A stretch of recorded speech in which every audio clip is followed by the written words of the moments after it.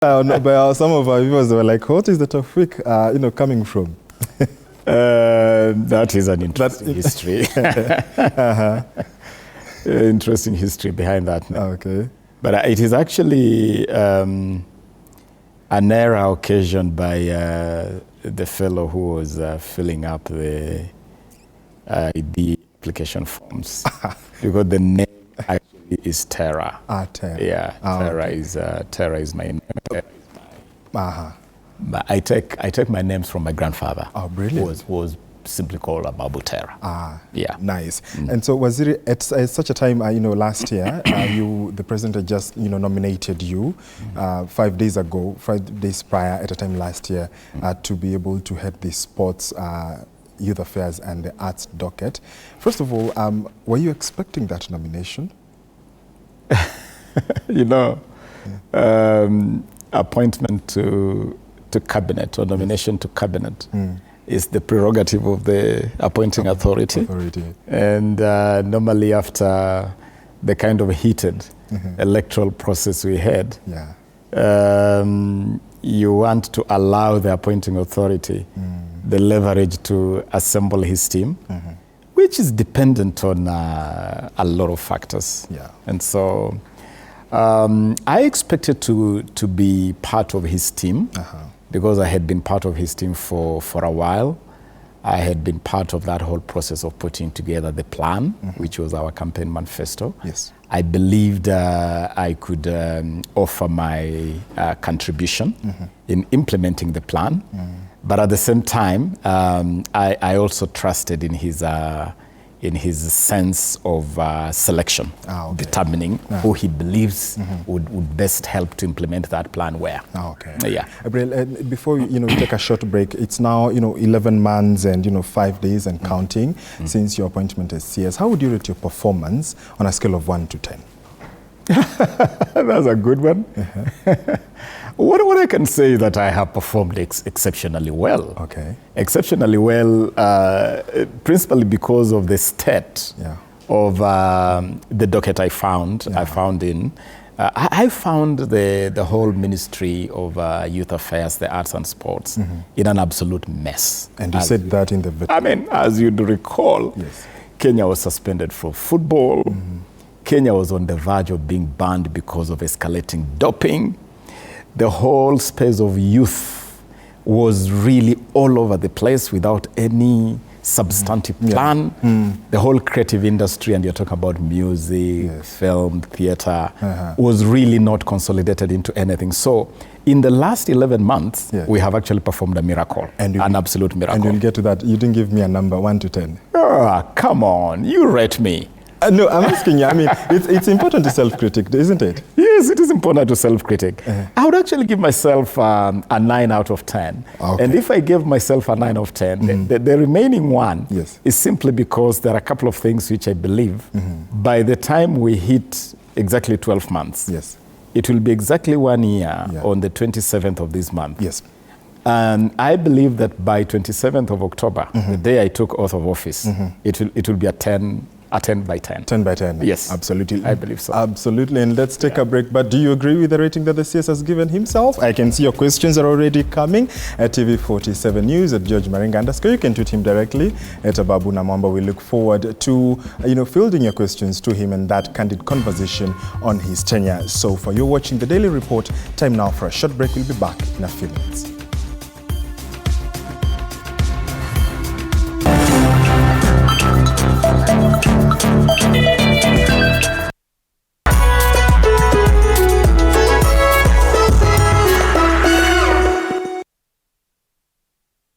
Want to advertise your business or product and you are on a budget? Then Marquee Africa is the site for you. To advertise, upload a picture or video clip of your business or product and let the clicks get you clients. Get 4,000 clicks for as low as 1,000 bob. Get the app on the Google Play Store or iOS App Store or visit the website www.marquee.africa. Terms and conditions apply.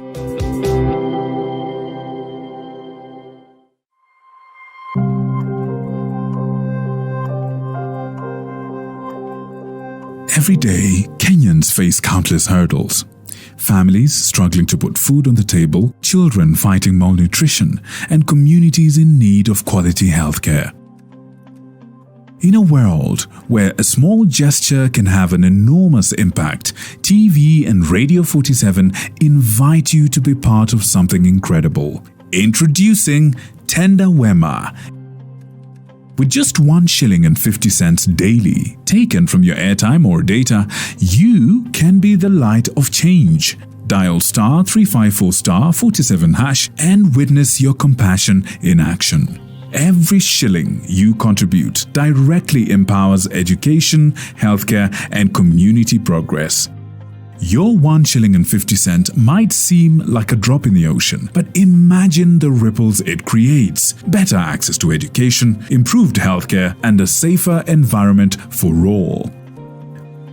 Remember, every shilling is a building block.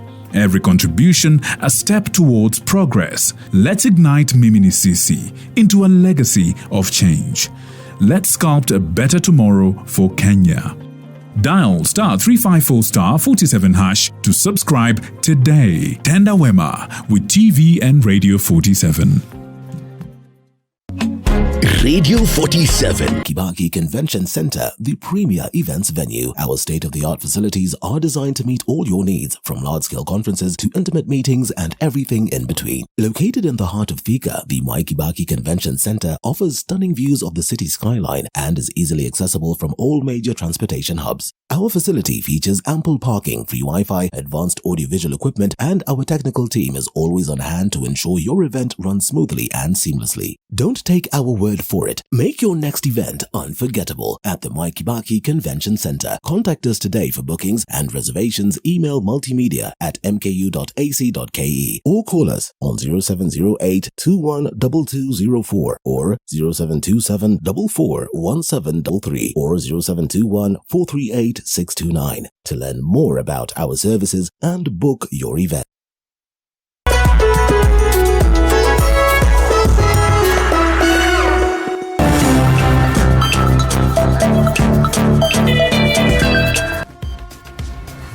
Indeed, it is exactly 31 minutes past the hour. Welcome back to the Daily Report right here on TV 47 with me, George Maringa. As promised, we do have the Cabinet Secretary for Youth Affairs, the Arts and Sports, the Honorable Ababu Namwamba. He's still here in studio. Waziri, thank you for staying with us. Asante. And, I even noticed on your X, bio, the docket that you handle, you handle 2 dockets, but one that appears even to be closer to your heart is that one on youth affairs. And I'd like us even to begin with that before even get to sports, because, a lot has happened in the era of sports. We'll get to that. But on matters youth affairs, because even our channel, the greatest percentage of our viewers is the youth bracket. I received so many questions with Kenyans and viewers asking, what are some of the plans that have initiated so far during your time as CS, 11 months and counting, and what's the progress of them? Excellent. You're right that youth affairs is actually the greater portion or the greater percentage of this ministry. But because of the nature of sports, somehow sports tends to get the lion's share of attention. Yeah. But we're doing a lot in the space of sports. I just came back from New York for the UN General Assembly. His Excellency the President appointed me to represent the country on the Global Leadership Council of Generation Unlimited. Generation Unlimited is the UN's platform for promoting the agenda of young people globally. Okay. I mentioned that because we had an opportunity during my inaugural meeting of the Global Leadership Council to share our young people's agenda. And we have put together what I believe to be an absolutely incredible agenda for young people. This agenda has 5 pillars, but in short, it is about, number 1, building the capacities of young people, building the resilience of young people, not to be just seekers of employment.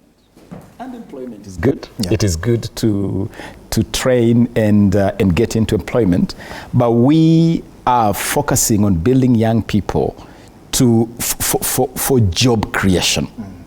And this distinctive difference between being prepared to be an employee and being prepared for the market as a job creator is that you can both fit in an employment position, but you can also create jobs. And so this program is big on training and skilling. We're working with relevant ministries like the Ministry of Education. We're actively working on programs where we seek skills for young people that prepare them for job creation. Yes.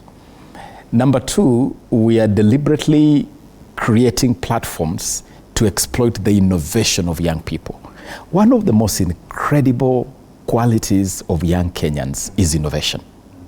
The other day you heard the president talking so proudly while he was in Silicon Valley, talking so proudly about the M-Pesa phenomenon. Yes. A phenomenon that has really, really revolutionized the whole fintech space. Yes.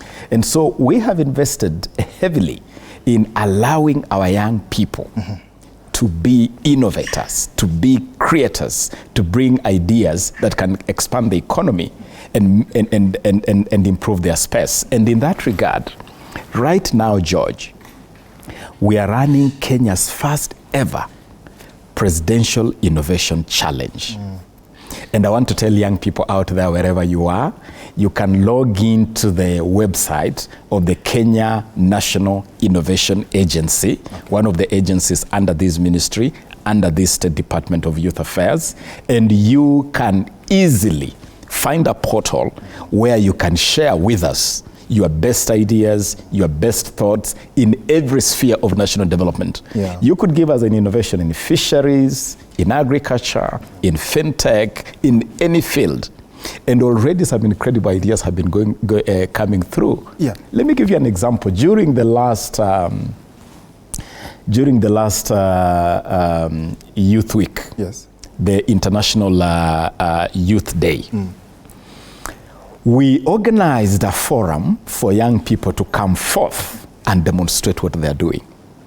And we ran into incredible ideas, George. Okay. We ran into a girl, let me mention two, Quinta. Quinta is an artist who is deploying her skills in a program she's calling Art for Social Change. And she produces incredible pieces of art. We have been able actually to purchase quite a number of them. We have been able to progress a lot of her products to the market. And I'm so proud of this particular lady with her Art for Change project.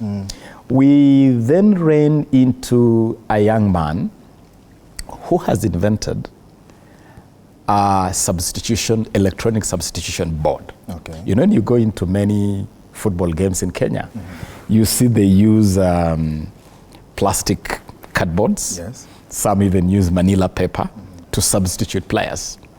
This young man called Zach sat down, saw an opportunity, and put together an actual electronic board. Okay. Which you can use electronically for substitution.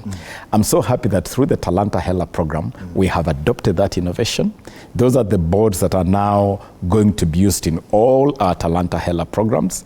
And Kenya's Premier League champions, Gor Mahia, have actually plugged in and given Zach a contract for production of his electronic boards. Okay. I mentioned those two as just examples of our innovation program.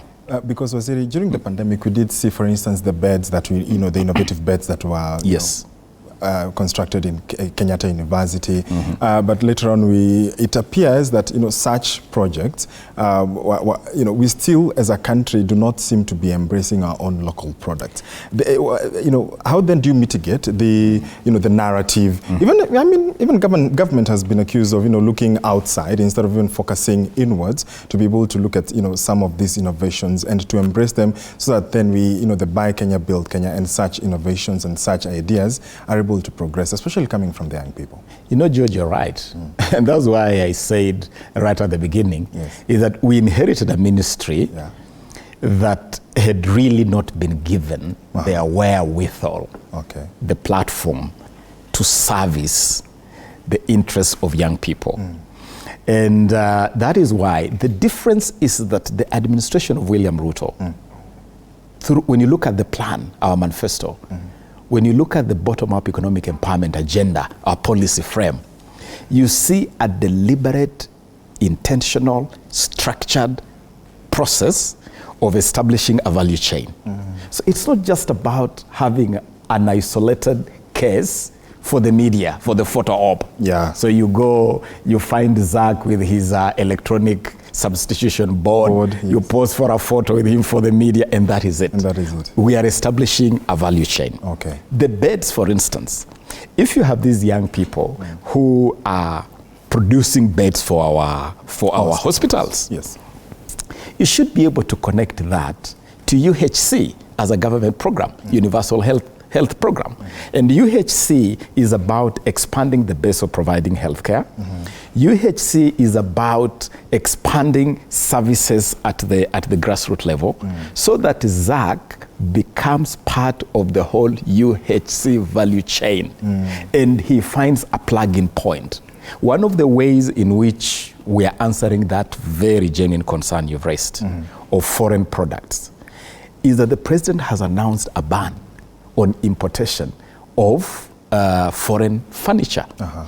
And the ban is being implemented by ensuring that this furniture is heavily taxed so that we discourage importation. How do you go importing beds? And we have had a situation where people import beds from all over the place. Yes. The president has said, why can't we use the beds you're making here? And they're actually beds of superior quality. And so, rather than isolated cases, the program we have for young people is to establish value chains. And one of the key value chains, just to conclude, yes, is that we are establishing what we are calling the sports apparels and equipment value chain. So that around Kenya's sporting brand, for instance, we have young people in Mukuru who are making balls as part of the sports apparel value chain. We have young people in Roysambu, in Kasarani, who are making uniforms. We have this ex-international football player, Sami Sholei, who has put out a whole line called Warrior Fashion, producing apparels in the sporting industry. Great and stuff, the purpose for this is that it should not be isolated, it should not be for the show, it should be part of a deliberate, intentional, and structured value chain. And those are great, ideas, Waziri, that you mentioned. For a ministry that you said you inherited, not in the liking that you found, in the way of doing things. Do you then anticipate that perhaps you will, encounter bumps, frustrations along the way in trying to, push this agenda in as much as you have taxes? In the long run, there are those who could say, well, we can afford these taxes, then we will proceed.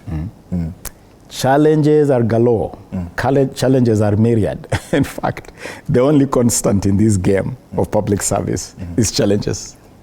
You face challenges all the time. So how are you going to then navigate through them? One of the biggest challenges is resistance to change. Yes. Human beings are creatures of habit. We do things habitually. So you get used to doing things. So if you're used to importing your products from some foreign land, that becomes almost like your addiction. Getting people to turn around their mind and accept that we can actually produce these things locally and produce them in good quality is a challenge. But we will keep pumping that message. Buy Kenya, build Kenya. Drive young people to innovate. I'm very excited about the innovation of ZAC. I'm very excited and I want to see ZAC's substitution electronic board in every single football game in this country. We are going to be hosting AFCON. I want to be able to convince CAF that all the electronic boards that will be used during the Africa Cup of Nations in 2027 should actually be ZAC's products. And ZAC is watching. He will hold you accountable should his boards not be used. You're watching. And I have challenged ZAC. I don't want it to be a one-man show. I want ZAC to establish a whole production line. The same thing with work that is being done by people like Quinta Achieng. In a twist of events, Waziri, then how do you innovate when you see that some of the issues that young people are complaining about is the taxes? One of the things, of course, that we have to be deliberate about, and we are being very deliberate about, is creating an environment that gives young people relief. Okay, give young people relief. Like Zach is innovating in an environment where we are protecting him, we are supporting him, and we are opening channels to the market. Okay. Let me mention something else where I believe our intervention for young people is really relevant. We are in the process of putting together a program we are calling 1 Million Youth Green Army for climate adaptation. You do realize that the greatest challenge to humanity today is the challenge of climate change. We have entered into a partnership with the Global Center for Adaptation, the University of Nairobi, and the University of Groningen is a Dutch university in the Netherlands. And we have put together a program that is going to provide training for young people so that if you want to build a career in climate change, climate adaptation, environmental stuff, you can get your training under this program and progress your career. Or if you just want to be part of our drive to help plant 15 billion trees and be part of the whole agenda of climate adaptation, this program is for you. And it is a program which is going to mobilize millions of young people. The Generation Unlimited program of the UN that I mentioned is targeting 10 million people worldwide. Kenya, we are saying of these 10 million people, we will plug in 1 million people, 1 million young Kenyans to be part of this climate adaptation program. So the long and short of it is that we are very intentional, deliberate, and structured.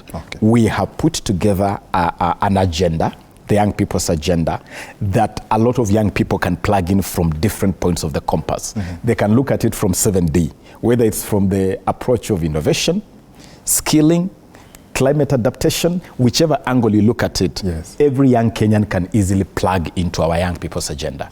As we wind up on this, issue of, the youth affairs, looking at, the summits that are coming up, I gather the Youth Connect Summit is coming up, 20,000 youths from across the region, as well as the Kenya Innovation Week, Commonwealth edition. What would be some of the tangible outcomes that as a ministry, as Waziri Ababu, you'd be seeking to advocate for, and, seeing young Kenyans, not only from the country, but also across the continent, being able to achieve as an outcome of these two summits that are coming up? Now, connected to these two colossal events that we are putting together, is our Talanta Hela Dream. Our Talanta Hela Dream is about offering a platform where we can monetize the creativity of our young people. But you see, as you monetize creativity, as young people become creative, as you monetize talents, as young people become talented, and Talanta Hela is targeting sports, all disciplines. This evening I was just meeting young girls playing for a team called Blazers, a hockey team. So we are targeting disciplines like hockey, football, athletics, but we are also targeting the creatives. Music, film, theater, fine art, literary arts, pageantry, fashion, all that. As we do that, and as young people become prolific in these spaces, where do they take their productions, their products? Where do they expand their music? What is the audience? And that is why for us, hosting events with an audience beyond Kenyan borders is critical in expanding the space for unleashing the talents that we are monetizing. And that is why next month we host the historic Kenya National Innovation Week Commonwealth Edition. It's not just a National Innovation Week. It is the Commonwealth edition because we have convinced the Commonwealth to be a partner in this Innovation Week. And so during that period, especially on the 27th and the 28th of November, we will have all the 56 members of the Commonwealth, 56 countries, from Canada to the UK to Fiji, all the way to Ghana. All these countries that are part of the Commonwealth will converge in Nairobi for an innovation jamboree. And this will be an occasion for the very best Kenyan innovations. I mentioned the Presidential Innovation Challenge. Now I'm telling the people of Kenya, the young people of Kenya, your best innovations will find audience at this Commonwealth Forum, where the best ideas you have will have an opportunity to be seen in the UK, to be seen in Canada, in Australia, in New Zealand, principally across the world. And we have set aside up to 5 million shillings per best innovation as a startup fund. So if you come and tell us, for instance, we are challenging young people, we want you to be part of food security. But young people are telling us, we find agriculture boring. Because the image of agriculture in Africa is this old 65-year-old woman with a child on her back, a djembe on her shoulder, looking tired and disinterested. So we are telling young people, as one of the innovations, tell us how to make agriculture cool. How can we make agriculture so cool that young people want to be part of the agricultural revolution in Africa? Your best ideas will find audience across 56 Commonwealth member countries. The other day I was elected to join the task force within the Commonwealth in London. And so I am sitting right at the high table of planning within that grouping of the Commonwealth. And I can tell you, my great young people of Kenya, bring your ideas and let us meet at the Kenya National Innovation Week Commonwealth Edition, 27th, 28th, next month of November. A month later, just after that Innovation Week, we hosted the 6th Youth Connect Africa Summit. We are bringing to Nairobi 20,000 African youth from across the length and breadth of Africa, from Cape to Cairo, from Lamu to Cape Verde. And the reason is for young people to come together and expand the horizon of possibilities.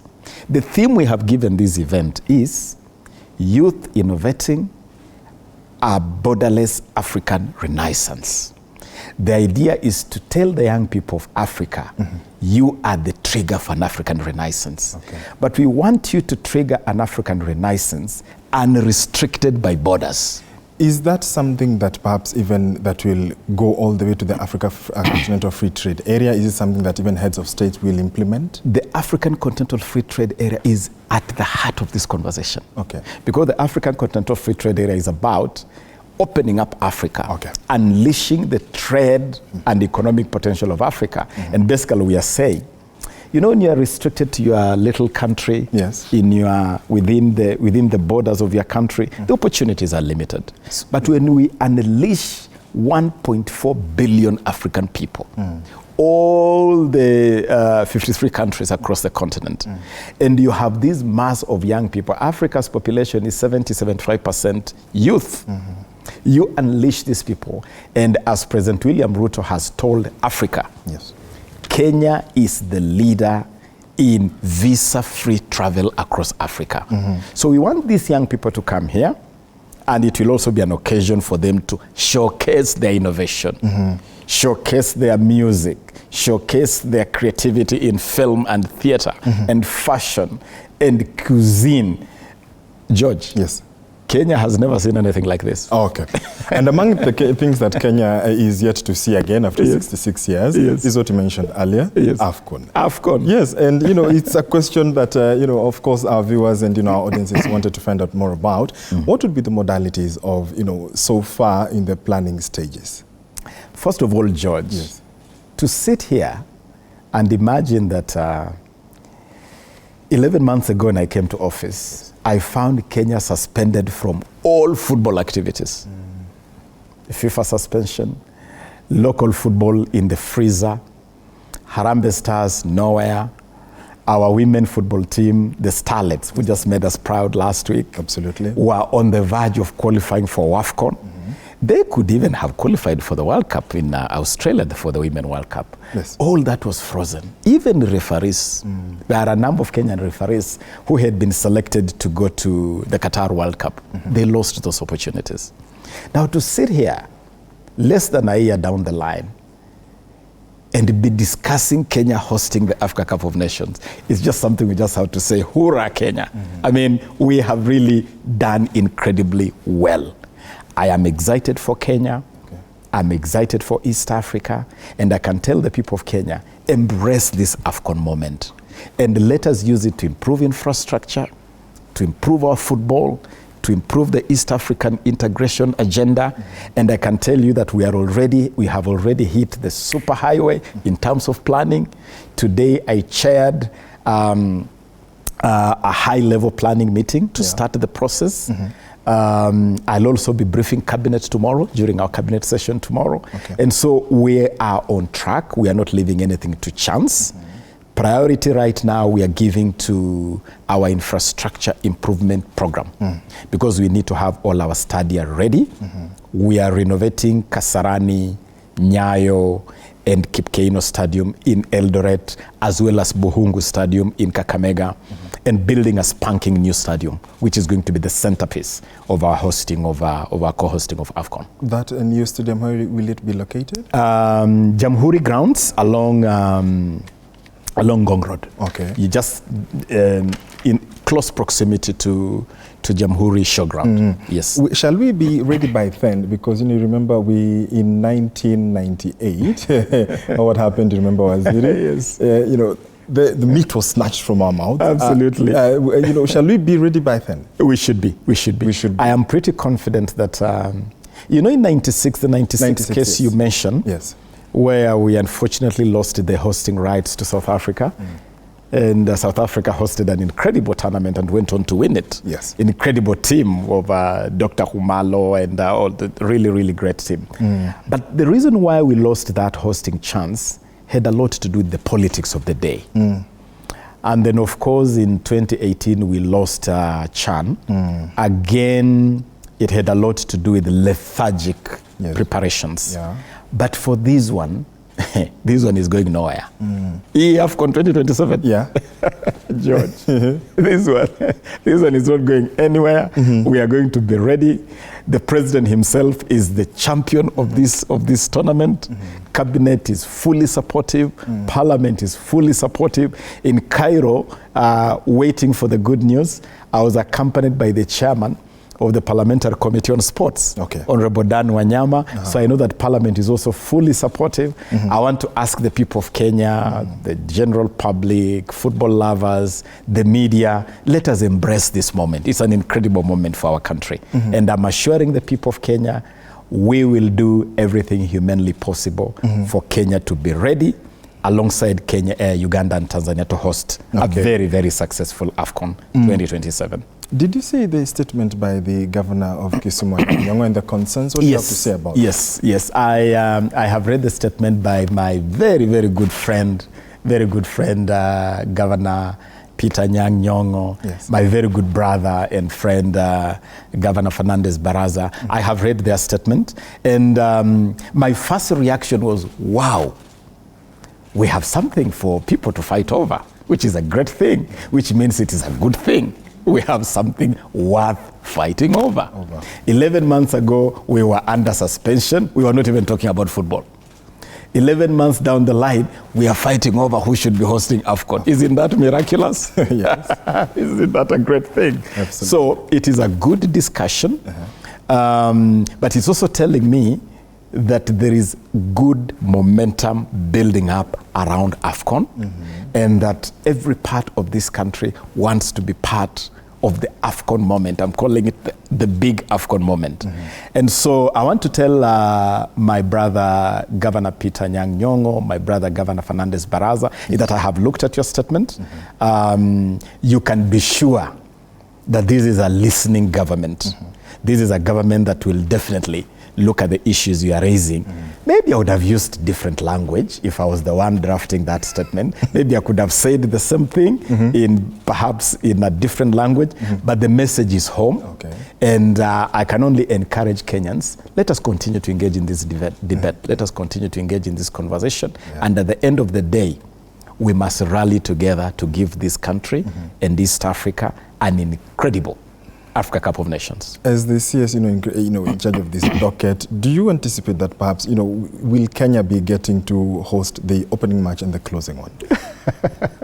Now, Are you trying to put me in in conflict with my brothers in Kampala and Dar es Salaam? I mean, it's a good thing. So, yeah. The assurance I can give the people of Kenya and the people of East Africa is that we are definitely not going to disagree over who hosts the opening ceremony, who hosts the closing ceremony or the final game. We will agree. The most important thing is that we have succeeded together in putting together a winning bid. And we faced some very serious competition. Nigeria, Benin, joint bid. Senegal, Algeria, really giants in terms of African football. Botswana, they put together a very good bid. So if we manage to succeed together to bring it home, why should we then start scrambling over things which we can agree on? I believe we'll agree. And among the factors that will guide us is the state of the facilities. I believe that the state of the facilities will determine the quality of the pitch, capacity of the stadium, and all that kind of factors. And CAF, at the end of the day, this is their tournament. CAF owns this tournament. They own the rights to this tournament. They have granted us the rights to host. They will guide us. They'll also be involved in that decision.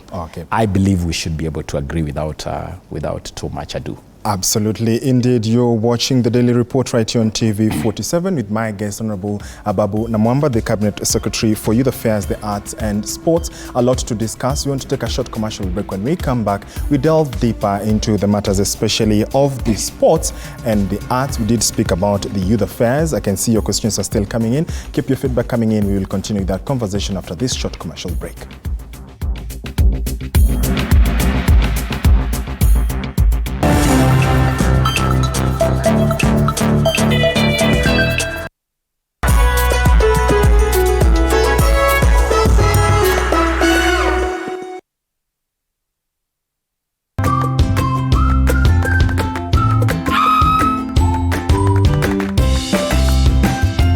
Let's clear pimples. Step 1. Acne's Creamy Wash is a foamy and gentle cleanser that removes sebum and dirt in the pores. Step 2. Acne Soothing Toner maintains skin pH. Step 3. Acne Sealing Gel quickly clears pimple-causing bacteria. Mentholatum Acnes clears, cares, and helps prevent pimples. Roto.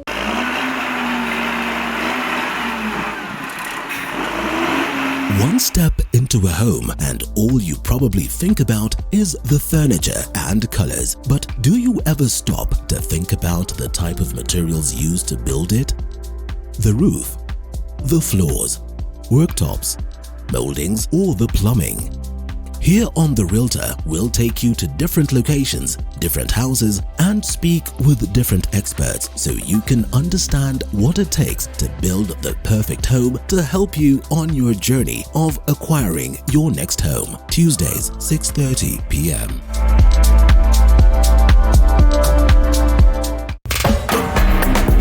Radio 47, tuko nawe mchana kutwa na usiku kucha. 101.8 Garissa.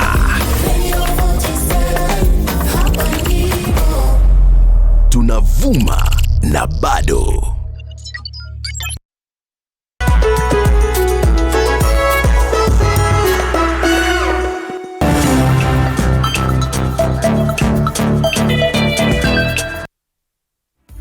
Welcome back. Keep your feedback coming at George Maringa _ at TV47 News at Ababu Namwamba. Use the hashtag Daily Report TV47. You're still with the Cabinet Secretary, Youth Affairs, Sports and the Arts. That is Honorable Ababu Namwamba. He's still here with me in studio.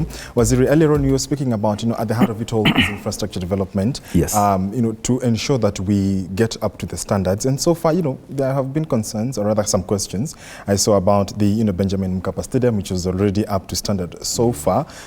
What are the, if you rate perhaps, we do know the state of our stadium yet, but if you rate the amount of development that needs to go in, if you could even talk to us about the figures that will be involved in terms of trying to develop and ensure that we deliver a good AFCON 2027.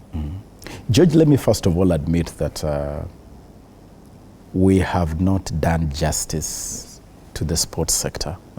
Which is quite tragic because I like to say that Kenya's #1 export to the world is not coffee, is not tea, is not tourism.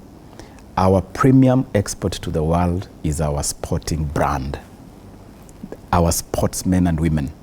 The kind of branding they give this country, the kind of honor, the kind of global advertising they give Kenya, you can't even quantify in monetary terms. But we have not honored that sporting heritage with fitting arenas for sports. And so, for instance, in the last 10 or so years, a lot of money has been spent on projects that have not come through very well.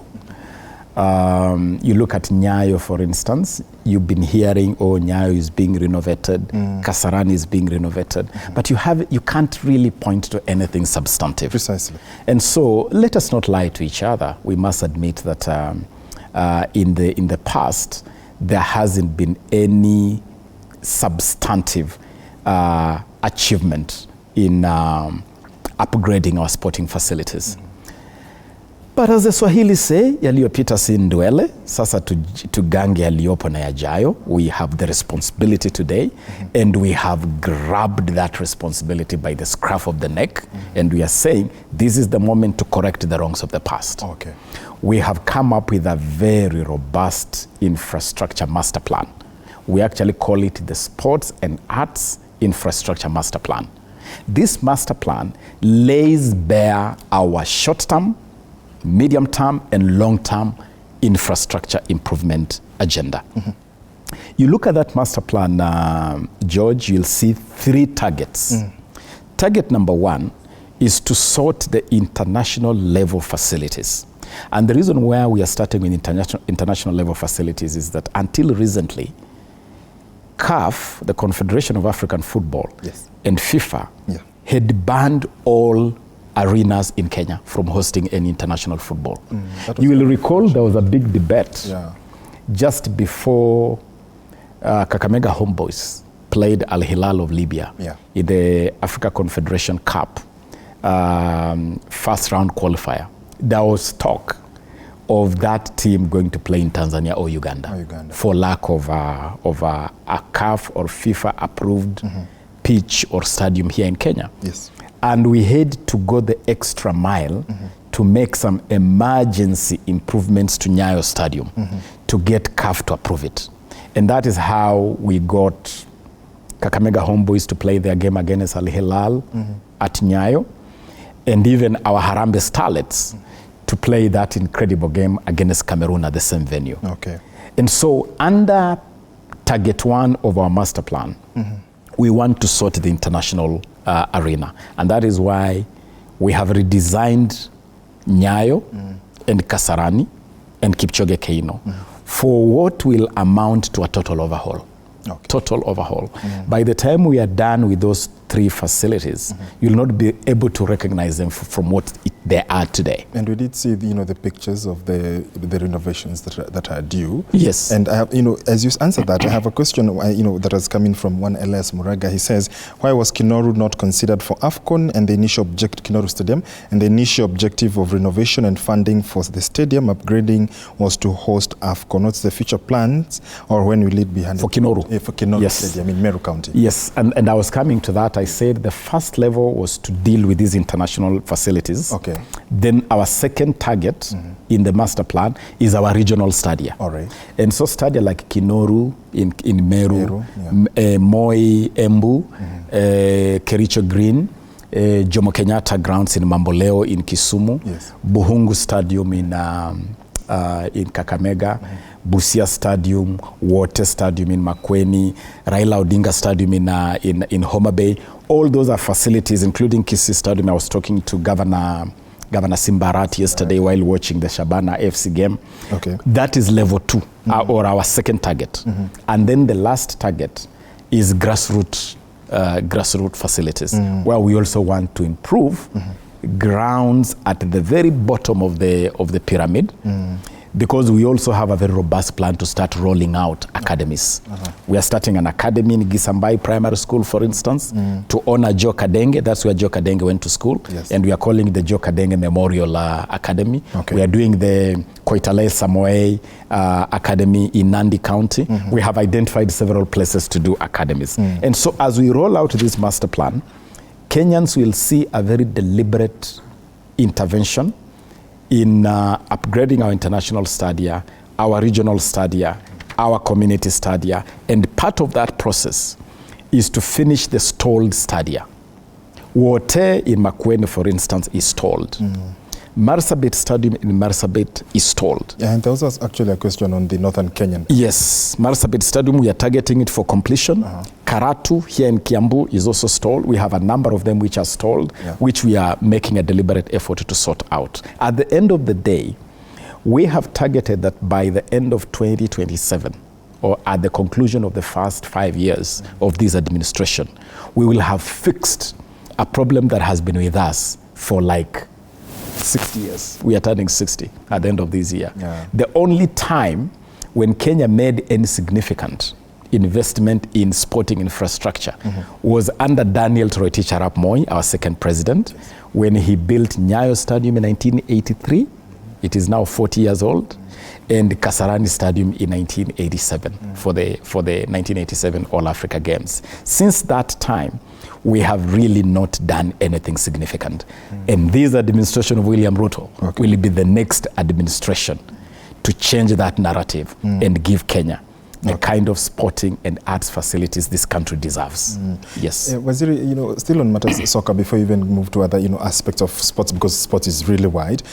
When you look at the incentive to be able to participate in sports, especially from, the women, sports players, the sports women, especially, the Vihiga Queens, it is understood that, when that female team, they were awarded 5,000 per person after the match they won, and then the rest was given, to the group as 1 million. Do you think that perhaps these are some things that encourage, Kenyans to join really sports? And there is really huge talent out there. But George, that is why Talanta Hela. Okay.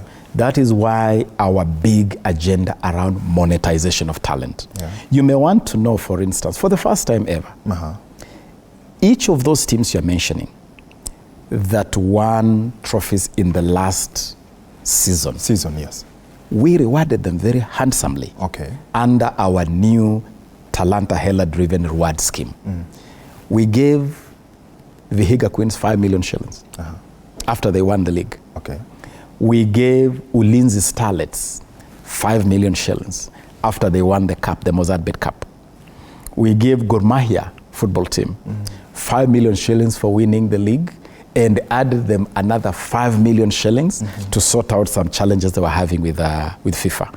They were having some issues with FIFA, which actually led to them being kicked out of the Africa Champions League this year. But we gave them a total of 10 million shillings. We gave FC Leopards 5 million shillings to also help them with the same challenges with FIFA. We gave Shabana, which won the nationwide league, 3 million shillings. 3 million shillings. We gave Muranga Seal, which finished second to Shabana, 2 million shillings. We gave every team that participated in the nationwide league, in the Kenyan Premier League, each team received 500,000 shillings as a token. So we put money in that space like has never been done before. But my message to stakeholders in this space is that government cash infusion is not sustainable. And that is why long term, we are working round the clock to get corporate sponsorship into sports. Then can you then at some point in future, Waziri, then turn this into a policy where, it is, It's a policy. It's a policy. It's a policy. Will it be followed? Oh, yes. We have adopted a robust policy. I've just referred to it. The Kenya Sports and Arts Reward Scheme. And it's not just for sports, even for the creatives. At the beginning of this year, we also did something that has never been done before. Winners of the Kenya Theatre Awards were all rewarded. Each single winner was rewarded with 100,000 shillings for each win. Again, that has never been seen before. The Kalasha Awards in film, we have also monetized them. And so we are being, I like saying we are being deliberate, intentional, and structured in putting money where our mouth is. We are saying what we mean, we are meaning what we say, we are talking the talk and walking the walk in the monetization of sports and the creatives. And this is an exciting time to be in sports and the creatives. I mean, even our athletes, who would have imagined that Faith Kipyegon will break a world record? He arrives home, we hand her a check for 5 million shillings and a key to a 6 million shilling house. We do the same thing. We honor Fernando Manyala. We have honored all these athletes when they arrived from the Budapest World Athletics Championships. All gold medal winners. Faith Kipyegon with her 2 gold medals received 3 million shillings each for every gold medal, 6 million total. Mary Mora, the Kisii Express, received her 3 million shillings cash for her gold medal. All silver medal winners received 2 million shillings. Bronze medal winners received 1 million shillings. And we are doing this. We did it with the Malkia Strikers, our women volleyball team, when they won the African Championships to qualify for the Olympics. Last week, I did the same with our Shujaa, our rugby team, who beat South Africa to win the African Championship and qualify for the Olympics. By the time they were arriving in Nairobi, they found me ready with 3 million shillings for them. So we have done well, George. We have done something that no government has ever done. And to put money into the pockets of our sportsmen and women and our creatives. This is the real pesa mfukoni. Talanta hela is the real pesa mfukoni. And you know, these individual rankings, you know, you've mentioned, you know, the athletes who recently came in. Do you think that perhaps they will help improve not the Team Kenya rankings, the ratings? Because, you know, individual, fine, we are doing well, but, you know, Team Kenya, you know, so far the rankings have gone lower in terms of getting more Eliuds out there, more, you know, Faith Kipyegons out there. Do you think this perhaps will create the incentive? I believe so. I believe so, because when you look across the whole sporting scene, there is a fresh vibrancy. I mean, I was at Ulinzi Complex yesterday watching FC Leopards play Shabana FC. And the atmosphere in that stadium was something I've not seen for years. It was electric. The passion, the fervor, the emotions. When the goals are being scored, the stadium is erupting and going crazy. I've not seen that kind of thing in Kenya for a long time. So sports is on the rise. The trajectory is just right. And I believe, you see Shujaa, for instance, because of a long time of neglect, they suffered that blip in May. But to come back, beat South Africa, which really is the continental giant in rugby, to beat South Africa in the sevens at the African Championship and qualify for the Olympic, that is a big thing. Just yesterday, our team to the inaugural road racing championships in Riga, in Latvia. Yesterday, they performed incredibly well. Won a total of 12 medals, including 7 gold medals, I believe, 5 gold medals, to emerge top in the world. And you could see performances by people like Beatrice Chebet, Sebastian Sawe, and Paris Jepchirchir. You could actually see the conveyor belt is becoming even richer. The competition, like you see the race won by Jepchirchir, you could see the competition was principally between Kenyans. Principally between Kenyan girls. And so the rise of Kenyan sports can be felt. We are doing well. In Budapest, we were the top-ranked African team. In Riga, we are the top-ranked in the world. I believe that at the Olympics next year, Kenya has an opportunity to perform better than we have had in recent times. Absolutely. And as we enter the home stretch of this conversation, some of the issues that continue to grapple the athletes, of course, you've talked about the doping menace.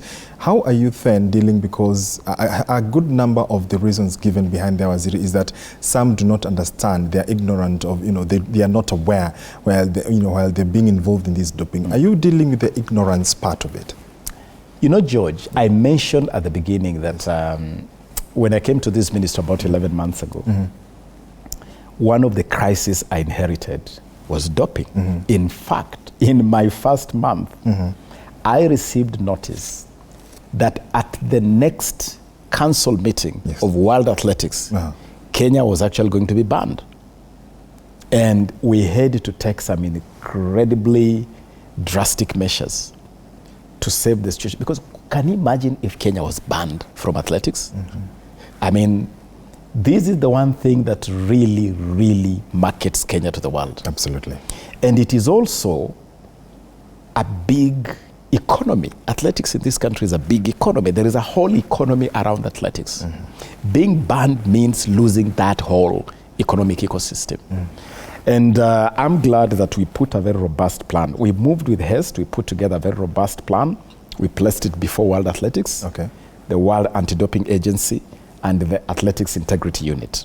We put a plan before them. Soon after they had adopted our plan and gave us a reprieve, the president of World Athletics, Lord Sebastian Coe, visited Kenya in January this year. I held talks with him. I took him to see the president. We had a very cordial discussion, and we agreed on a roadmap. Immediately after that, we convened a stakeholders forum, put together a multi-sectoral team that is leading an all-out war against doping. And we have committed $5 million per year for 5 years. $5 million per year for 5 years. That's about 700 million Kenyan shillings a year for the next 5 years to bankroll that war. Are there people who perhaps are being arrested, Waziri? I mean, because some of these things we have put together. We have realized that in the past people have even been arrested, but really cases have not progressed. And that's where we have now put together a multi-agency approach. We have brought together investigative agencies like the NIS, the DCI. Then we have added to that the prosecutorial agencies. So the DPP is part of that team. We have then moved to the judicial agencies. We have roped in the judiciary as part of that team. And the purpose of this is now to do a complete circuit. We arrest you, we hand you to the DPP, and we know that the DPP will give us officers we have trained on doping cases, and we have asked the judiciary to give us dedicated magistrates. Just the same way you have magistracy for anti-corruption. We now want to have magistracy for anti-doping. So that you can have a whole circuit. You get arrested, and we know that we will get a conviction. Our para-athletes, Waziri, some, there have been complaints of some being stranded at airports. How are you, enhancing and promoting the affairs of the para-athletes? We have taken excellent care of our para-athletes. And if you were to talk to the leadership of the Paralympics, for instance, the Deaflympics, para-sports generally, you will actually get a confirmation that we have done very well. During the games in Germany 2 months ago, we supported our team fully, 158 million Kenya shillings, put them in camp. They traveled well, they trained, they came back, we received them well, we paid their allowances immediately they got back. Right now we are supporting the Deaflympics Federation to host the African Deaflympics Championships right here in Kenya. And we are providing full support for that. So I am glad that we have integrated, we have integrated our Paralympians, para sportsmen and women in the impressive programs we are running. And even in youth programs, if you come to the team that is planning the Youth Connect, for instance, the president of Deaflympics, Miriam Opondo, sits on the Youth Connect steering team to represent that community. And so I am confident is that we are leaving no one behind. In fact, one of the key tenets of our young people's agenda is in sync with the UN SDG mantra of leaving no one behind. Okay. So as we move forward, we are certainly leaving no one behind. Okay. We are really entering the home stretch, Waziri. What about the issue of harassment, especially for the female sportswomen, especially the female football players? There have been, we did see cases, what happened in Spain. There are whispers that, such cases do happen here in Kenya. How are you addressing that? It is unacceptable. Yeah. It is criminal to harass any sportsman or woman, actually to harass anybody. The other day I was hosting Kenya's first ever film summit where we were talking about film.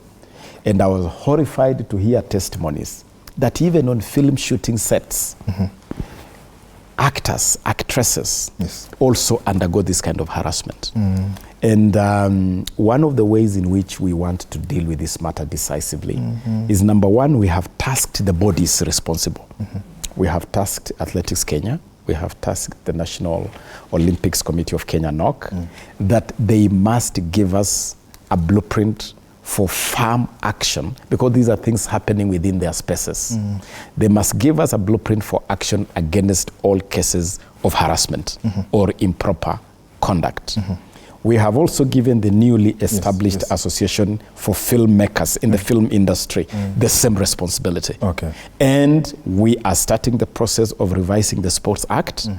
Among the things that are going to feature in the new Sports Act is some very heavy penalties. Okay. Very, very serious penalties. Absolutely. For anybody convicted of harassment of any kind, sexual or otherwise, against any athlete or any creative. All right, Waziri, we have a few minutes before winding up to some feedback now. I see Babu Paul Mangi on Facebook. Congratulations for reviving the sports industry.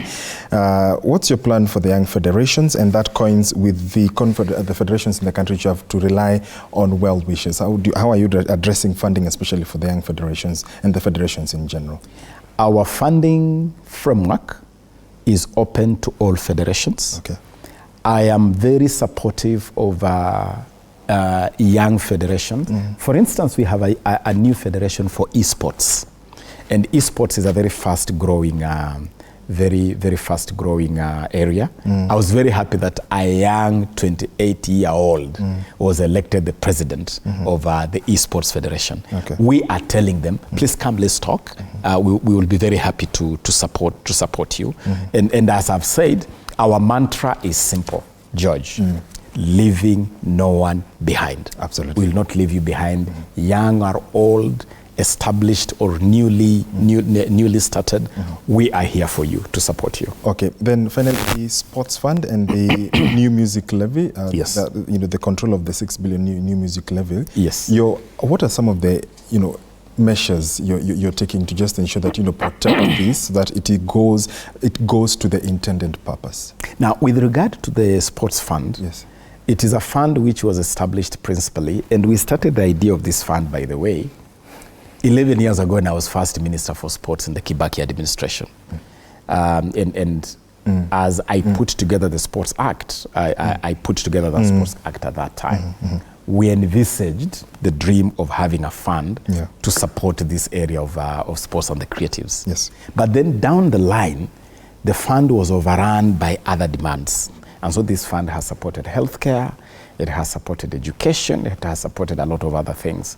It is important that we ring-fence this fund and deploy it exclusively to develop sports and the creatives. Okay. Because that's where we have a big gap. All right. And even the government funding there has not been very good. With regard to the film industry, we have no choice, not just the film industry, even the music industry. Yeah.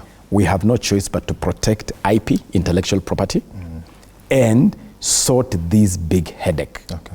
Collection and distribution of royalties in a timely, cost-effective, and transparent manner to the creatives. 20 seconds, Waziri. Do you have a strategy for hosting international events? You did see the Berlin Marathon, 40,000 people attended. Are we having such incentives to perhaps, apart from AFCON, to be able to host such events, to be able to even promote tourism? Okay. When you go to the plan of Kenya Kwanza, you see a deliberate target to position Kenya as a magnet for international events, elite international events. And we have held big ones. We hold the Magical Kenya Open in golf.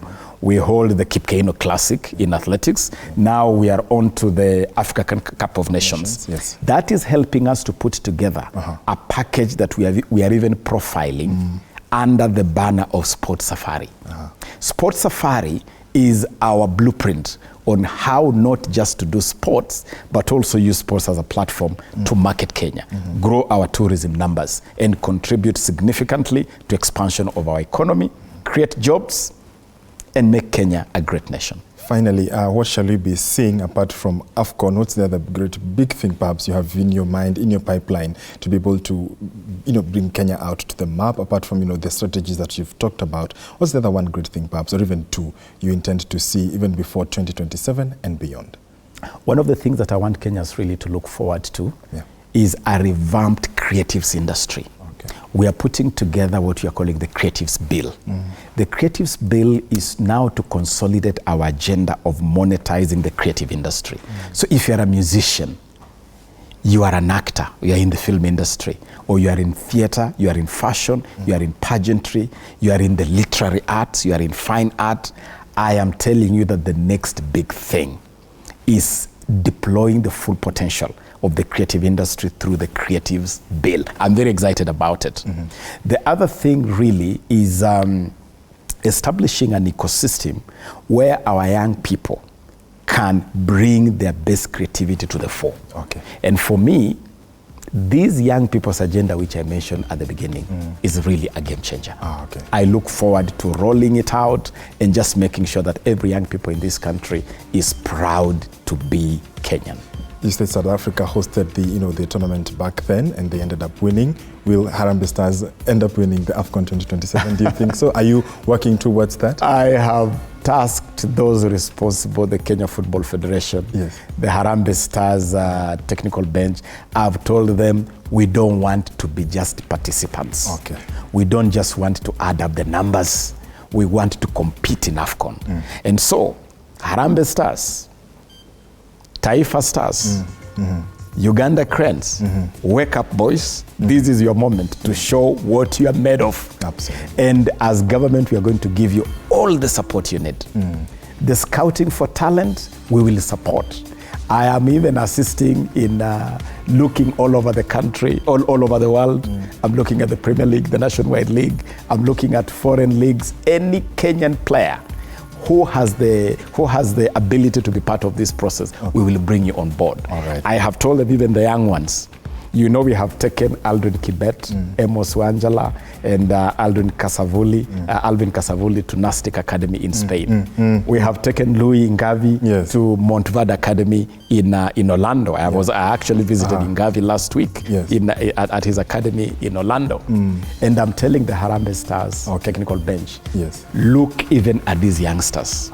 And make sure that we build a formidable Harambee Stars that can take on Egypt, and Salah can take on Senegal and Sadio Mane and just announce to Africa that Kenya is here.